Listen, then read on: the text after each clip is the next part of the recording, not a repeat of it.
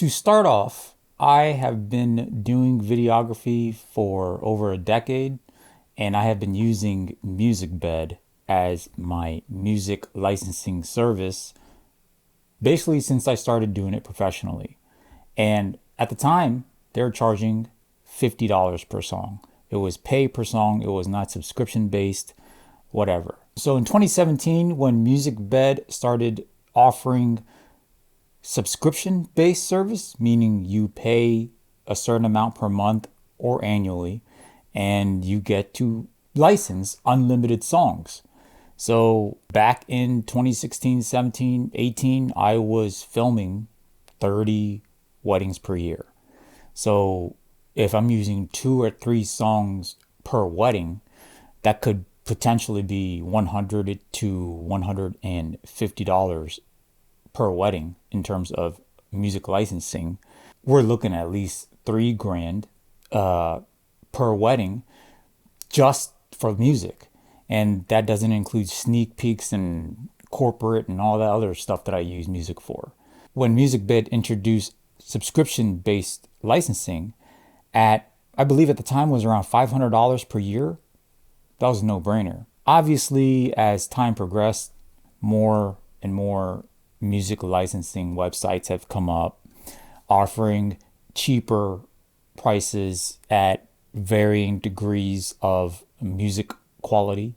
And I would say MusicBed has had probably the best library, even today, still has the overall best library.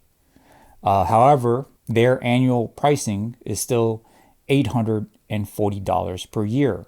Now, if I'm looking back at the pricing back, prior to 2017, paying per song, $840 per year is still a quote unquote good deal. However, when I compare it to other music licensing services available on the market now, it is not really a good deal.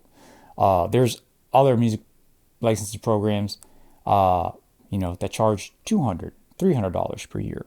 And the quality of music is great across the board. Like, is it as good as MusicBed?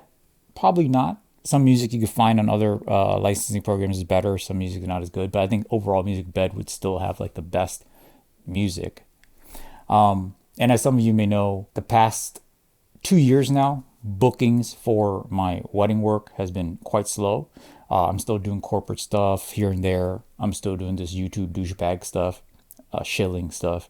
However, the wedding side of my business has dropped off quite a bit. We're looking at 20, 25, 30 weddings per year. To this year, I'm filming 12. And then for next year, I currently have 1 booked. And I'm not the only one affected by this. Other wedding videographers I talk to is affected by this. Basically, the only wedding videographers who aren't affected by lesser inquiries, less bookings are super high end people who charge 15, 20K and they're connected with luxury brand planners and all that stuff. Those things, haven't seen much of a drop off. And then the bottom tier level of people just hiring freelancers, filming like 200 weddings a year, doing this mass production, outsourcing editing and all that stuff. They aren't really affected the same way I am. So earlier this year, I decided to cut some music subscriptions out. So I had a subscription to Artlist, and I thought I had canceled the membership for Artlist prior to it renewing. And I'm pretty sure I did because I had an email for confirmation, whatever. When the day came, my Artlist subscription automatically renewed. I was like, what the heck? I contacted Artlist via email and I told them I thought I had canceled and I want to cancel my renewal because I do not want to continue my subscription. And they said, okay. And they refunded my money. So I went to try to cancel my membership to MusicBed. I wanted to cancel my upcoming renewal. I went to log on to the website to cancel my upcoming automatic renewal of paying them $840. And the option wasn't there for me to do so. Like, it was grayed out. I could not cancel my renewal. I put a note for myself to check on it. And unfortunately, previous month, I traveled to Condo, and I also had to travel to Hawaii to film a wedding. And on top of that, I was doing a bunch of other editing work of previous weddings. I was doing editing work for some corporate commercial clients. I was super busy, and I forgot to check back in to see what was going on with my MusicBed renewal. And before I go further, I want to tell you that yes, it is my fault I forgot to check. It is my fault I did not read the MusicBed policies. It is my fault that this happened. I take accountability for that. If I had just made sure I read policy, and if I followed the cancellation procedures as stated on their policy, this wouldn't be an issue. And long story short, I was in Hawaii, and we're there to film a wedding, and I was about to go to bed, and I get an email telling me that PayPal has charged me $840 for my MusicBed renewal. Immediately, obviously, I was like, oh shit, I forgot to do that. So, seeing how it worked out for me with Artlist, I figured MusicBed would do the same thing. I just emailed them right away on the same day, the same hour, basically, that the money was taken out of my account.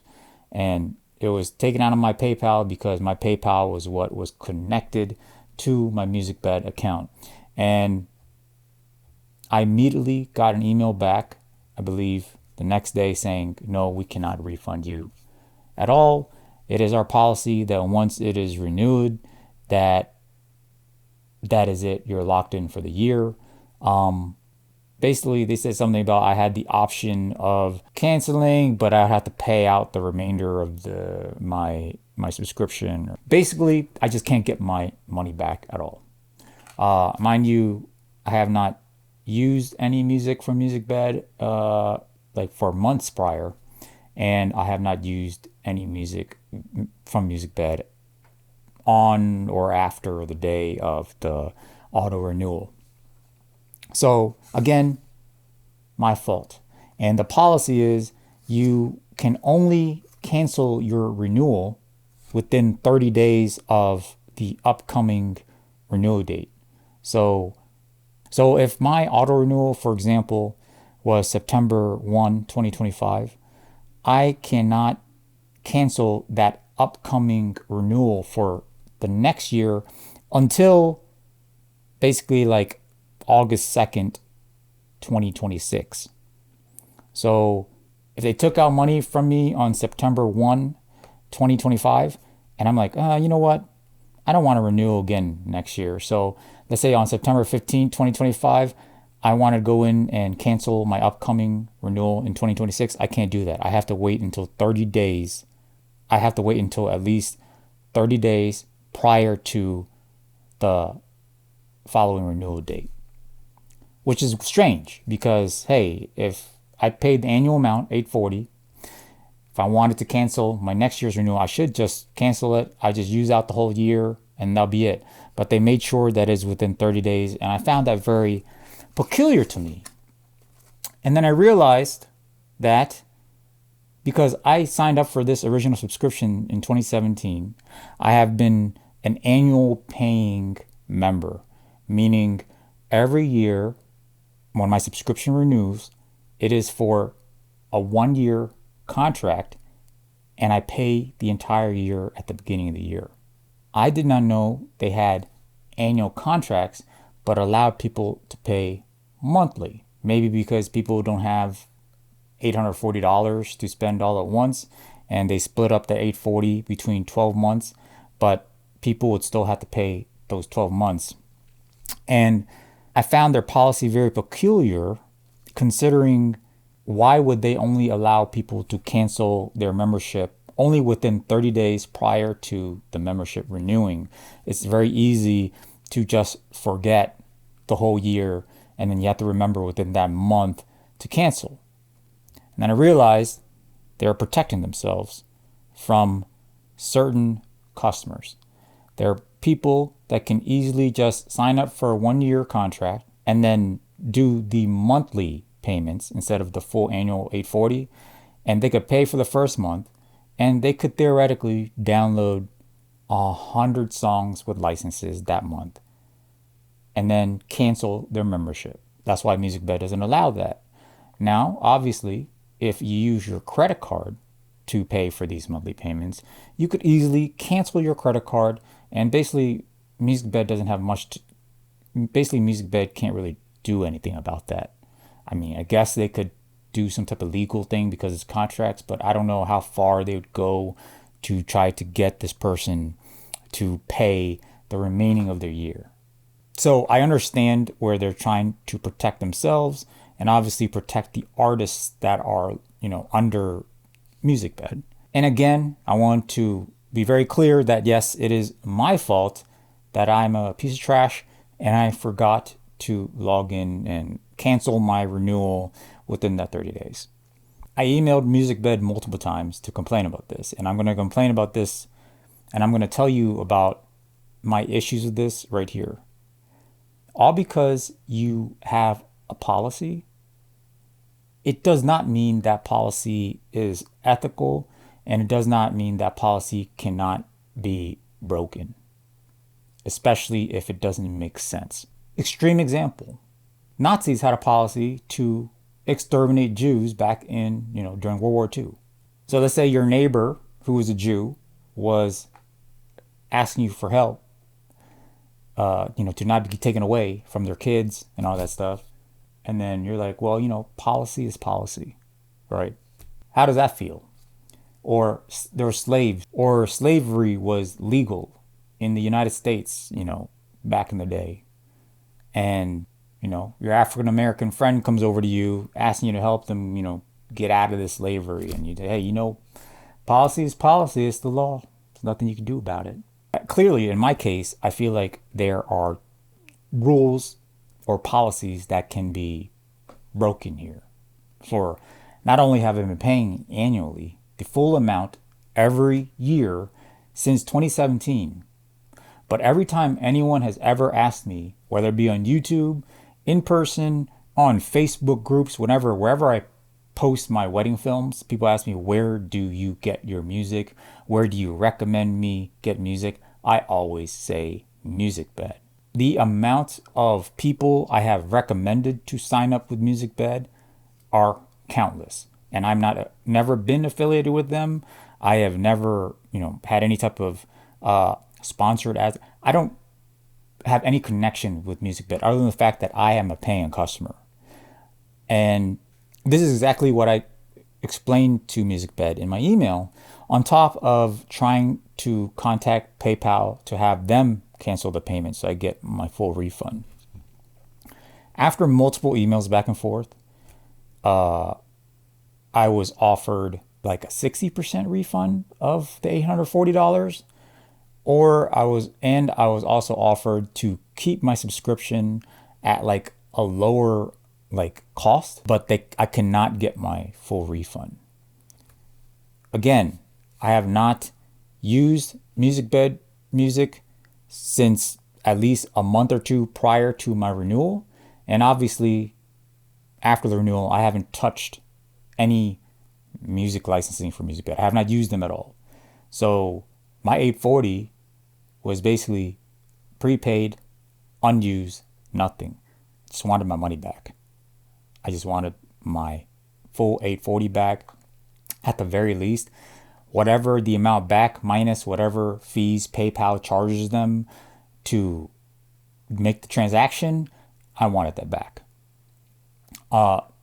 Basically, there was no chance in hell I was going to be getting any of my refund back. After a multitude of emails, I ended up being offered 70% of my payment back, and that's like 500 some bucks. And also PayPal denied my complaints because, look, again, policy is policy, right? So when PayPal looks at policy, they're like, okay, well, it is what it is, right? Doesn't matter that I reached out the same day I was charged the money. I was supposed to do it prior to, within the 30 days, and I didn't. Yeah, it's policy. So they couldn't do anything about it.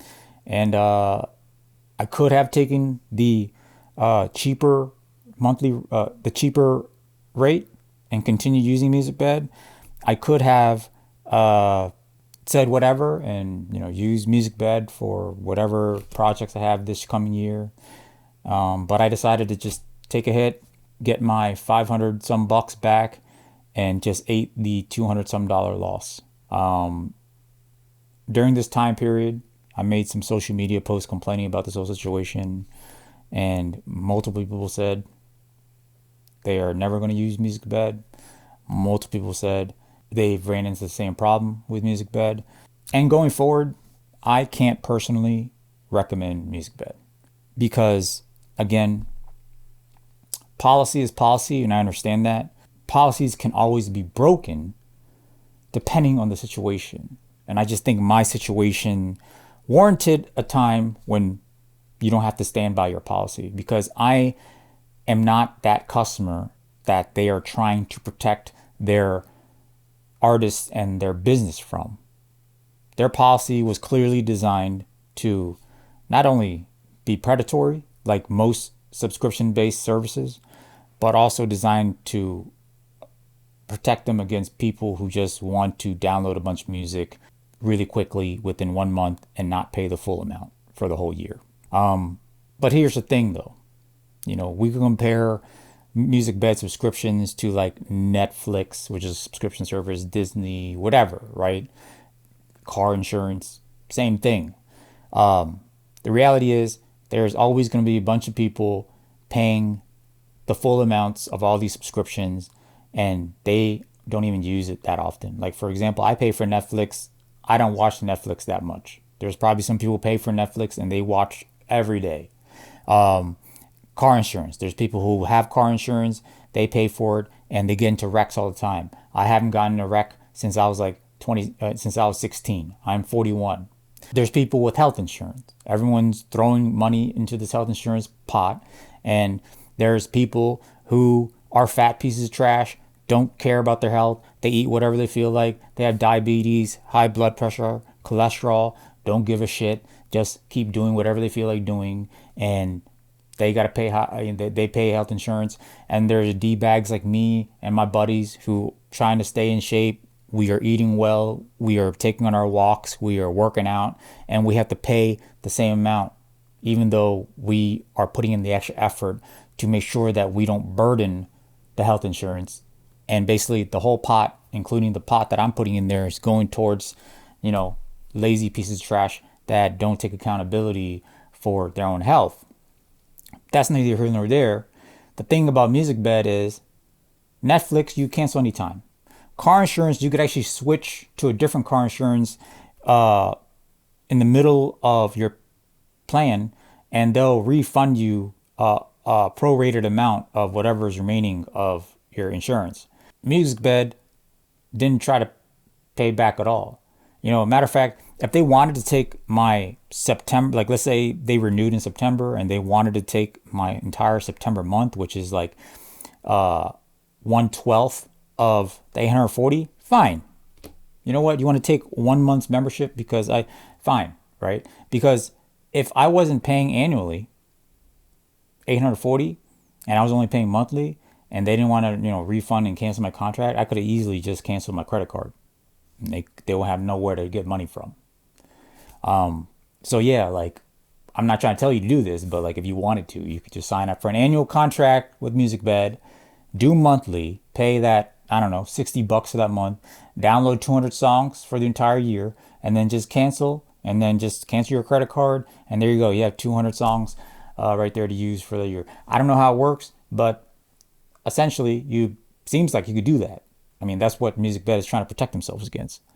But to me, I don't like to support or give my business to companies that be doing this kind of bullshit. Because again, I understand policy is policy, but it's a bullshit policy. Period. So just like when came out that Insta360 was sponsoring tube douchers to review their shit, say good things about it, and told YouTubers not to mention that it was sponsored, and made sure YouTubers said certain things about it. I would never buy an Insta360 product. I just don't. I don't care how good the product is. I don't need it. MusicBed. Yeah, they have good music. But if they are going to be doing this shitty kind of stuff, I don't want to give them business. Okay? That's my decision. I'm not telling you what to do. That's just my personal thing. Like, I don't like how they conducted themselves. I don't like how they designed their policy without discerning the difference between someone who pays the entire amount for the entire year versus these monthly D-bags, these monthly payers who try to cheat, try to essentially steal music and, not pay the rest of the year. But just like in filmmaking, I don't care how good you are at filming. I don't care how good you are as a camera op. If you are a D-bag, I don't want to work with you. Okay? I would much rather work with an average filmmaker, but if it's a good dude, good to chill with, good to talk to, I'm good. You know what I mean? Because I'm not here to reward assholes. Okay? And MusicBed is kind of an asshole-ish company. Okay? Am I happy I got some of the money back, 70% of it? Yeah. But not getting the whole amount, still losing that 30%, basically paying for something that I'm not going to get anything for, is upsetting. So if you want to say it's all my fault, that's fine. My fault for not reading policy. Granted, it was 2017 when I signed up, and I haven't read the policy every year like that. I probably got an email for it. I probably missed it because I have 1,000 other emails I got to look at. You could blame me for maybe I'm not a great filmmaker. Maybe if I was a better filmmaker, I made better wedding films that I would get booked more, and I wouldn't have to worry about canceling my membership in the first place. If I was getting booked, you could blame me on that. You could blame me on maybe not being as sociable, as good at networking as I should be, in terms of like when I get to the wedding day, I'm not over there chit-chatting with the planner, chit-chatting with the florist, making friends, networking and all that stuff, getting on their good side for them to remember me and to refer me with new clients. You could blame me for that maybe. But like, I'm gonna be honest with you, keeping it a buck, this is stuff that I can't do.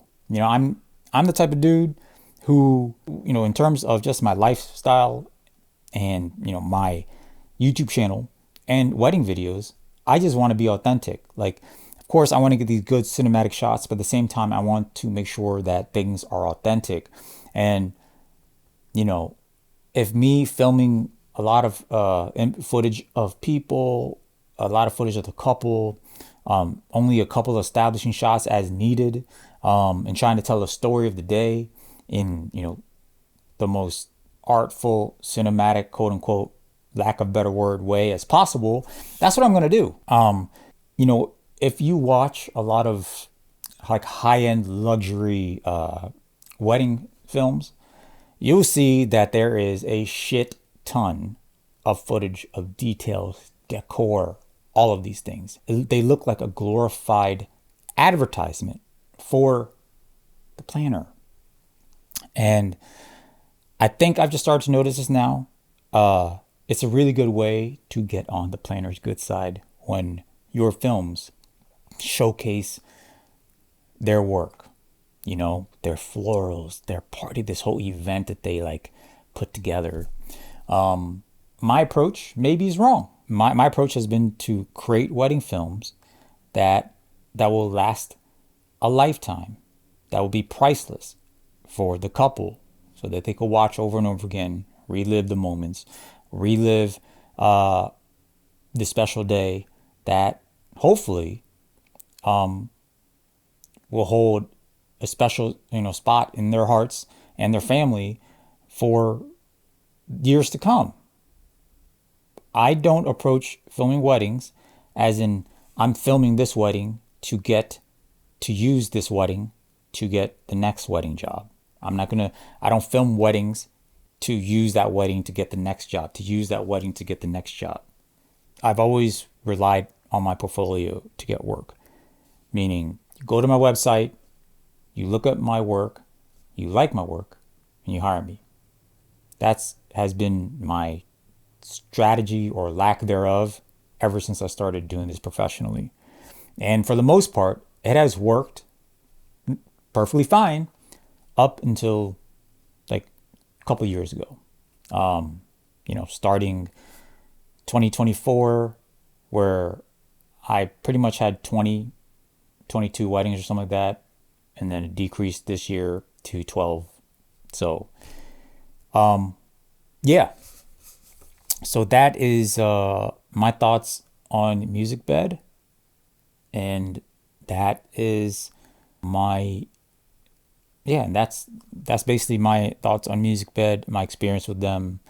It's unfortunate, but again, this video is not sponsored by anybody. It is not sponsored by any other music brands. I'm going to just tell you this because I'm sure some people may ask what music subscription am I using now. I'm using Audio, AUDIIO. Links are in the description, of course. I do have an affiliate link. You click on that, and if you click on that, I think you get some type of discount, and obviously I get some type of commission off it. But it's not sponsored by Audio. I did not speak to Audio or anything before making this video. This is just me sharing my experience. This is just sharing my experience with MusicBed. Trying to cancel my membership and just not getting my full refund. And if anything, is a public service announcement to let you all know that, just keep an eye out, read your policies carefully. There's companies out there that are very willing to work around their policy, to be basically an ethical company. And there's some companies like MusicBed who doesn't seem to give a shit. But I'm not telling you to do anything. I'm just telling you my experience and what and my opinion on it. And if you want to continue to use MusicBed, great. They have a good music library. Congratulations. If you found this video insightful, if you found this video helpful, please like the video, subscribe to the channel because it'll help a lot in terms of channel growth and me making more money doing this YouTube shit. And until next time, lighten up. Hey man, you got a new camera? Yeah, this is actually the Lumix S1II. I actually have it all rigged out with the tilter cage on it. Those tube doucher shills actually weren't shilling. This is a great camera. Oh my god, Lumix S1II. It's trash and unprofessional. Why do you say that? It have an overheat problem. Bro, I use this camera to film 6K open gate for like 3 hours. 5.1K 60 frames per second open gate in like 95-degree weather. I didn't even get an overheat warning. No man, I have a friend with an uncle who cousin saw on the Facebook a guy say his friend father with a Lumix S1II it overheat in 5 minutes with 4K 6 60. They must have been in India filming Indian street food directly on top of a bucket of hot brown oil surrounded by hot and humid sweaty pits. You need to do the overheat test outside in direct sunlight 4K 60. Bro, no one films a long duration 4K 60p in shitty ass direct sunlight. I am not gonna do a bunch of unrealistic overheating tests. Let me show you. You could film the camera with 4K 60, put in the microwave. It overheat, it unprofessional. You film the camera 4K 60 in the air fryer, it overheat, it unprofessional. You film the camera like that 4K 60, it overheat, it unprofessional. Bro, back your mouth away from the damn camera. Your hot ass fish sauce breath will melt the camera before it even overheats.